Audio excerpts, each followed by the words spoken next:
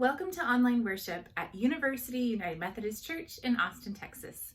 My name is Heather Green, and I'm the Associate Pastor for Children and Families.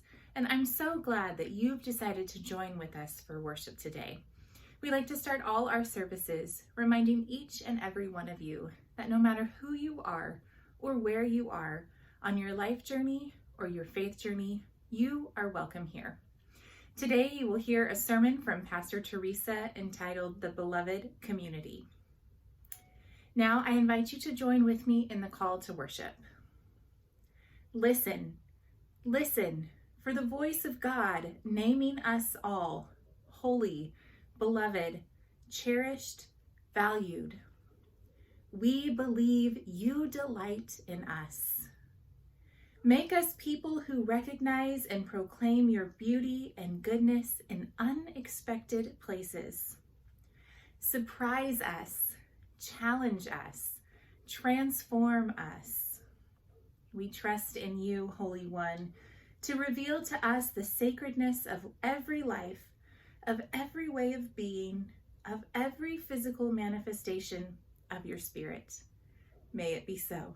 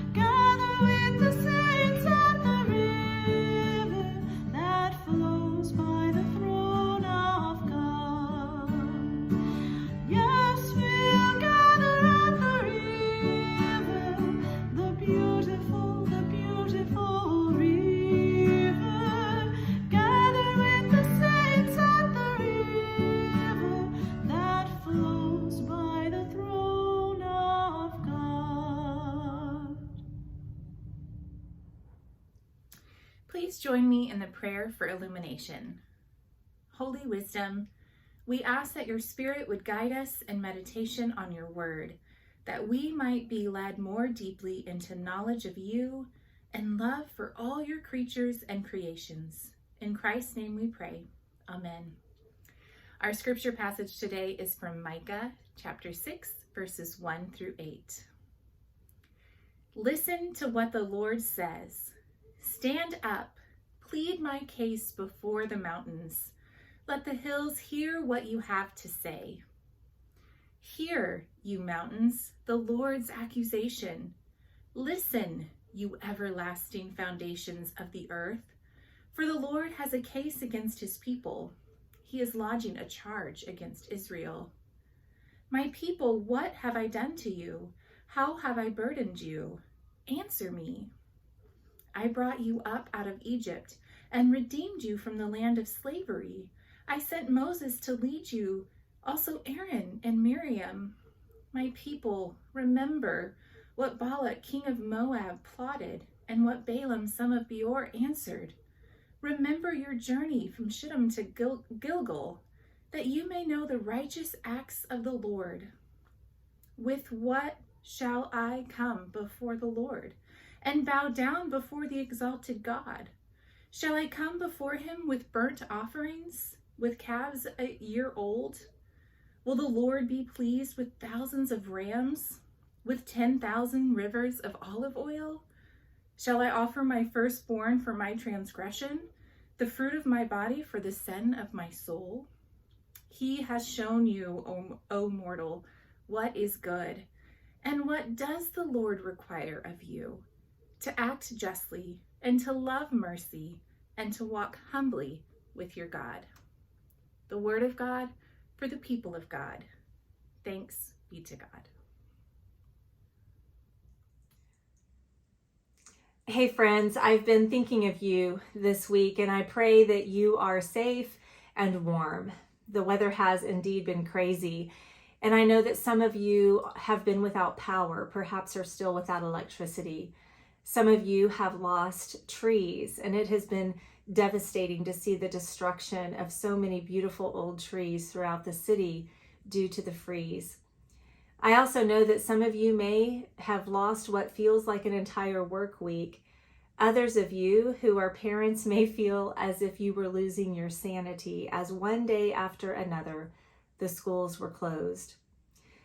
Well, as for me, I did what many of us do when faced with winter weather. This last week, I baked.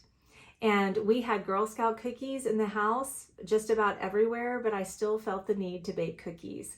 Cinnamon rolls, muffins, a prayer going up as I looked in the refrigerator to make sure that we had enough eggs and butter for all the things.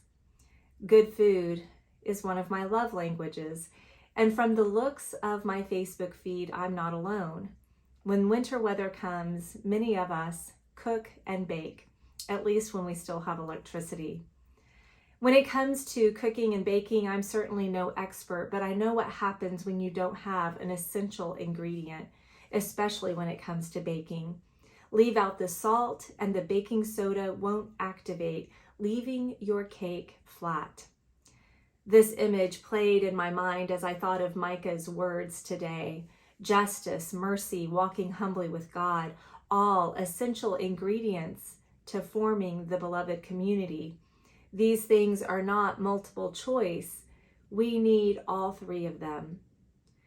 The prophet Micah is referred to as one of the so-called minor prophets, and I gather that the word minor is used to describe Micah because of the brevity of his writing. In this book of the Old Testament, it is only 7 brief chapters long, whereas the prophet Jeremiah, his book is 51 chapters long. The prophet Isaiah, 66 chapters long. Micah might be a short book in the Bible, but he gives us today some of the most well-known words in the entire Old Testament. God has told us what is required of us: to do justice and love mercy and walk humbly with God. Though the image of baking and essential ingredients floated in my mind earlier this week, perhaps the more fitting image for this passage is a courtroom.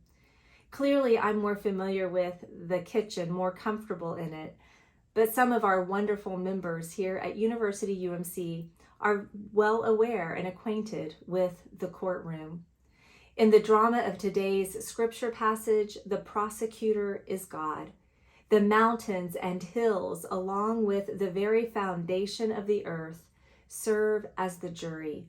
And the defendant, well, that's us, the people of God, and God are in conflict. And it is a tale as old as time. The general pattern of rebelling against the laws of God are not new. The powerful having the upper hand, the vulnerable being taken advantage of, and God has had it. The people scramble to identify sacrifices significant enough to appease God. We hear of burnt offerings and expensive oil, maybe my firstborn child. But God speaks. God speaks, telling us that you can't fix a heart problem with material possessions and gifts. We know this from our own human relationships, right? Betray your loved one, and seldom is that broken relationship repaired by things that you can buy for them. If there's any hope to be had, it's found in actions that are centered in love. It's to be found in the things of mercy and kindness, justice and humility. I hear all of this and I have a confession. Because I, as one of your pastors, I happen to be appointed to this wonderful congregation that is centered in the work of justice and mercy. And it just so happens that by my very nature of being here, I am connected with a great number of ministries and programs that are doing good things in the world. So my confession is that oftentimes I read the words of the prophet Micah and I think to myself, well, God isn't talking to me. No, God is talking about those other people over there, the ones who vote differently than me, the ones who are on the wrong side of God's social agenda. Surely I am in the right. And these words about doing justice and mercy and walking humbly aren't meant for me. If anything, these words justify me. They make me feel good and look good, and they judge other people. Well, these words aren't meant for other people. They are meant for me. They are meant for us. Sometimes it's true that we can be missing an essential ingredient. I might get all worked up about a social cause. I will protest and raise my voice. But on a bad day, I can turn around and be arrogant and dismissive to the cashier at the gas station. I can get irritated even when fellow progressives don't share the same priorities as I do. They're spending too much time on climate justice when they should be speaking out about racial justice, I say, or vice versa, depending on the day. Failing when I fail to realize that I myself might actually have something to learn, some more growing to do, I'm missing an essential ingredient. I'm not calling you out. I'm inviting you in to the ways that I am wrestling with this text, to the ways that these words convict me. And it's not a bad thing. You see, it's not a bad thing for me to get all cozy in my home with the baking and the eating of comfort food, but failing to acknowledge how some working moms don't have the luxury to work from home, much less buy enough food to put on the table, is to miss the point. I remember living in another part of Austin a couple of years ago when some of the neighbors in that neighborhood had political yard signs that didn't all match up. It was a whole different kind of diversity in that neighborhood. But when the winter freeze that year came and large tree limbs were scattered about yards, I saw neighbors from all those different political persuasions helping one another clean up, to fill one another's bathtubs with snow. Remember when we did that? For those of us passionate about the work of justice in God's world, kindness and humility are like these counterweights that keep us in check, making sure I actually live out what I preach, that we actually walk the talk. Certainly there is a time to speak out, to speak up, and Jesus himself leads the way as he flipped tables out of righteous anger. But if we have not humility and kindness, we can sound more like a noisy gong or a clanging cymbal, to quote 1 Corinthians. Among other things, humility and kindness help me to not take myself too seriously. I don't always get it right. I have some things to learn. And the most important things of this world, the most holy things, are bigger than me. The word kindness and mercy that is used in this part of the scriptures is the word hesed in Hebrew. And hesed is one of those words that is so complex it is hard to translate into the English. It entails vulnerability, a readiness to treat the well-being of others with great respect and care. It is about the unconditional and unbreakable love that God has for God's people, and the challenge to love all God's people with the same kind of love. One theologian, Walter Brueggemann, said that the prophet's job is to criticize and energize. And I find this to be true with Micah's words for us today.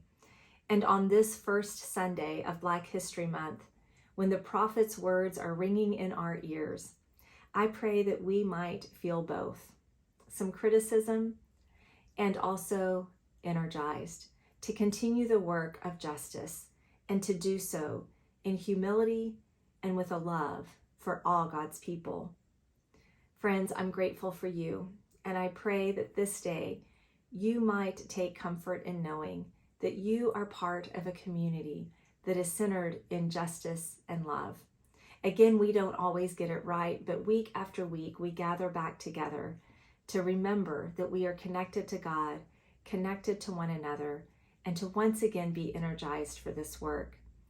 I pray that you are warm and that you're staying safe and healthy. If you need anything, please don't hesitate to reach out to me or anyone on staff. Being church means being in community with one another and caring for one another.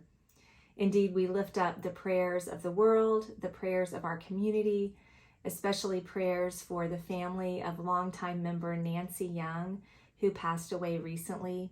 Her memorial service will be on Saturday, February 18th at 2 o'clock in the afternoon at the church. We also lift up prayers for the family and friends of Ellie Nowak. Her service will be on Monday, the 6th of February at 1 p.m. in the sanctuary. We hope to see you at those worship services, those memorial services, and to keep these people in prayer. Friends, it is because of your generosity that we are able to continue to be a community of faith centered in justice and mercy. This day, if you feel led to give to the work of University UMC, you can do so by visiting the website and going to the donate button. There you will also find different ministries and programs and events coming up, and we hope that you will connect with us in that way. Again, let us offer our lives, let us offer our gifts to God. Amen.